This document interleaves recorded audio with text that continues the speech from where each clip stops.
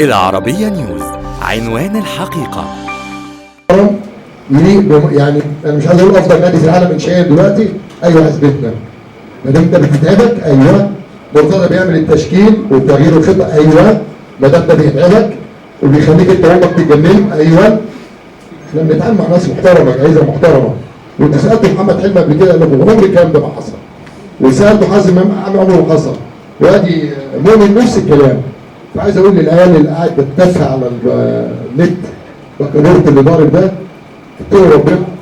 وقول لجماهير الزمالك افرحوا بالفريق بتاعكم، افرحوا بولادكم، وان شاء الله السنه الجايه باذن الله الزمالك ان شاء الله يحصد كل البطولات، وباذن الله ان شاء الله الكاس للزمالك باذن الله، بامر الله بفضل الله ان شاء الله، وابطال الدوري للزمالك باذن الله، والصور للزمالك باذن الله بامر الله.